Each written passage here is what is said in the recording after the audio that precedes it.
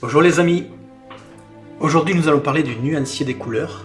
J'avais abordé le sujet lorsqu'on m'a posé la question sur l'apéro pen live du mois de février, donc il y a 2-3 jours. Et comme vous voyez, je fais défiler quelques nuanciers des couleurs que l'on peut trouver aisément dans le commerce. Ils sont vraiment superbes. Il y en a pour les artistes peintres de tableaux, les figurinistes comme nous, pour ceux qui font des aménagements à l'intérieur des maisons, pour les nuancer des couleurs, etc. Ça peut être vraiment très très intéressant. Seul petit bémol, c'est que ce sont des livres imprimés. Donc déjà il y a la qualité de l'impression qui modifie la couleur en elle-même, et ensuite la qualité du papier, etc. etc. Et notamment les couleurs dites dans ces livres-là sont en général des couleurs standards, mais de quelle marque, de quel type, on ne sait pas forcément trop. Et même si on le sait, ça sera jamais pareil que nos couleurs à nous, que nous utilisons le plus souvent. Donc exit les livres du commerce et bienvenue dans le nuancier des couleurs qui vous est propre, le nôtre, celui que l'on va faire nous-mêmes. Chose que j'ai faite il y a quelques années. J'ai tout d'abord imprimé, alors pas sur du papier comme ça, mais sur du papier plutôt dur, que je vous montrerai après. Essayez de prendre du papier canson assez épais, c'est beaucoup plus sympa et ça absorbe moins. J'ai fait grâce à un programme Excel sur ordinateur, j'ai fait des carrés.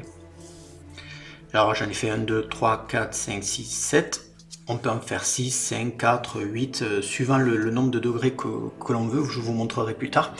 Et là j'en ai fait 3, 4, 5, 6, 7, 8, 9, 10, 11. 11 pourquoi? Parce que à cette époque-là j'utilisais 11 couleurs type de base que j'utilisais le plus souvent, et je voulais voir les rapports qu'il y avait entre eux.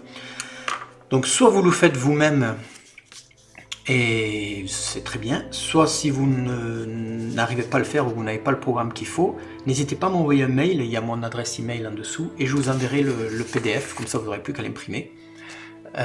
Ensuite il vous faudra certainement de ce type de scotch, mais vous voyez il est trop large par rapport au trou. Pourquoi? Parce qu'en fait lorsque l'on va peindre, à moins que vous preniez votre temps exactement pour pas sortir du carré ou de peindre juste au milieu, moi j'allais vite, donc je voulais pas perdre trop de temps, donc j'ai utilisé du scotch mais vraiment fin. Je crois que c'est Tamiya qui fait ça, oui c'est Tamiya puisque j'ai le rouleau en entier, voilà. Et donc c'est super fin et ça permet en fait de, voilà, si j'en prends un petit peu, de venir masquer les bords, donc tout le long de chaque truc, etc. Et puis à la fin, une fois qu'on a fini de peindre, on l'enlève et tout va bien. Donc, je vais vous montrer ce que j'ai fait il y a quelques années. Je l'ai fait à l'huile. Donc ça, c'est exactement les carrés que je vous ai montré là. Bon, j'ai débordé un petit peu, c'est pas bien grave. L'idée, c'est de vraiment avoir son propre nuancier. Donc je l'avais fait à l'huile à l'époque, et lorsque je mettais un, c'est-à-dire que je le mettais avec toutes les couleurs que j'utilisais le plus. À l'époque, ça a un petit peu changé aujourd'hui, mais grosso modo, c'est à peu près les mêmes couleurs. J'utilisais du blanc, du jaune de cadmium citron, du rouge quinacridone, de l'alizarin, du bleu de cobalt, du rouge oxyde, de la terre rose, du turquoise cobalt, vert de cadmium, du mauve, du bleu de céruellum et du bleu de Prusse. Voilà, c'est à peu près les couleurs que j'utilisais. Maintenant, j'utilise d'autres couleurs. Pourquoi j'avais marqué 1? Parce que il se trouve que j'en avais profité, puisque j'étais dans la lancée de faire ce nuancier, de faire un deuxième avec des couleurs que j'utilisais moins. Et donc là, il y avait du cadmium orange, cadmium rouge, vert émeraude, violet manganèse, bleu outre-mer. Et là, les terres, ocre jaune, terre de sienne naturelle, terre de sienne brûlée, terre d'ombre naturelle et terre d'ombre brûlée. Voilà, donc j'ai deux catégories de peinture. Je pense que c'est plutôt celui-là que j'utilisais en premier et celui-là en deuxième. Enfin bref, ça n'a pas d'importance. Et je notais le niveau de transparence ou d'opacité de la couleur. Ça c'est en termes d'huile, mais vous pouvez aussi le faire à l'acrylique. Alors l'idée en principe c'est la première colonne c'est la couleur pure. Donc ici le jaune de cadmium citron. Donc ici il n'y a que du jaune de cadmium citron. Et au fur et à mesure que je descends, je rajoute de plus en plus de blanc. Et on le voit, ça devient de plus en plus clair. Alors si vous ne faites que 4 cases par exemple, vous pouvez mettre à peu près 25% de blanc en plus, 50% de blanc en plus et 75% de blanc en plus. Si vous en mettez un peu plus, vous le dégradez de façon plus souple, c'est-à-dire 10%, 25%, 35%, 50%, 75% et 90% par exemple. On n'est pas à la virgule près, hein. L'idée c'est d'avoir ce dégradé. Ensuite, à chaque fois, je note la couleur avec laquelle il est mélangé. Chaque fois, le jaune est mélangé ici avec cette couleur, ici avec cette couleur, ici avec cette couleur, etc. Et au fur et à mesure, je mets le même quota de blanc. Vous voyez ? Et donc, j'ai toute une sorte de dégradé et de mélange de couleurs qui se fait. Théoriquement, et dans les livres, il est bien indiqué que c'est du 50-50. Sauf que vous allez voir qu'en pratique, lorsqu'on mélange du jaune avec du bleu de Prusse, à 50-50, c'est du bleu de Prusse qu'on voit. On voit quasiment pas le jaune. Donc là c'est plus du 80-20. Vous allez le voir vous-même lorsque vous ferez le mélange. Il faut que ce soit un mélange, une fois mélangé, il faut qu'on voit un petit peu des deux, cette nouvelle couleur qui apparaît. Et là, pour ici, effectivement, ça va être beaucoup plus de jaune que de bleu. Ici, pareil, il faudra un peu plus de jaune parce que le mauve prend beaucoup d'importance, etc. Et donc, vous faites tout simplement ça, et vous le faites donc d'abord avec le jaune de citron, puis après vous refaites pareil avec le rouge quinacidone, j'arrive pas à le lire correctement, mais c'est pas grave, on s'en fiche un petit peu.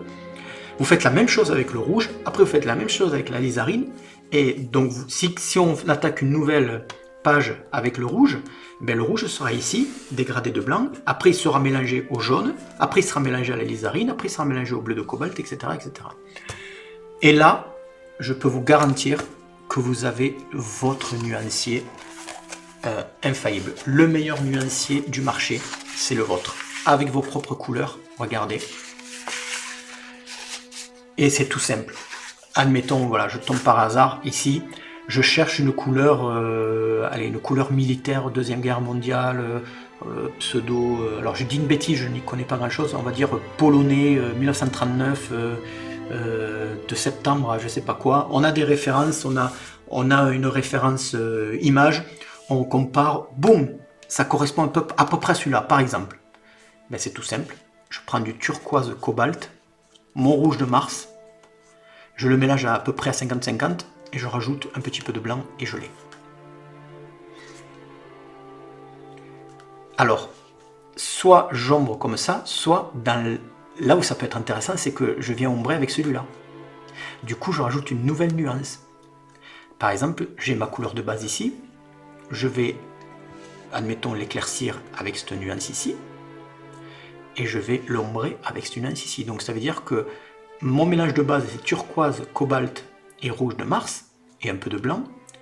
Mon ombre, c'est du rouge de Mars avec du vert de cadmium, sans blanc. Et mon éclairci, c'est du bleu de cobalt, rouge de Mars, avec beaucoup de blanc.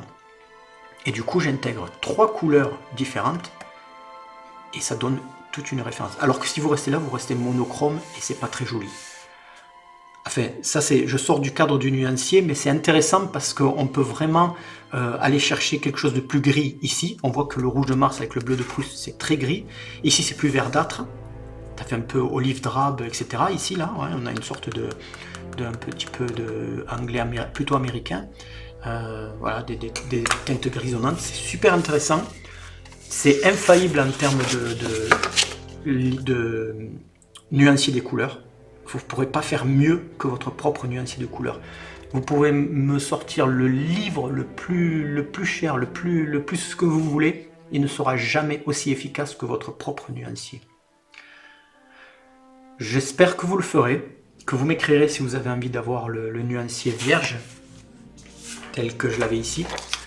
Je vous souhaite un bon nuancier à faire. Moi j'ai mis toutes ces pages-là, j'ai mis à peu près une semaine. J'ai pas plein de figurines.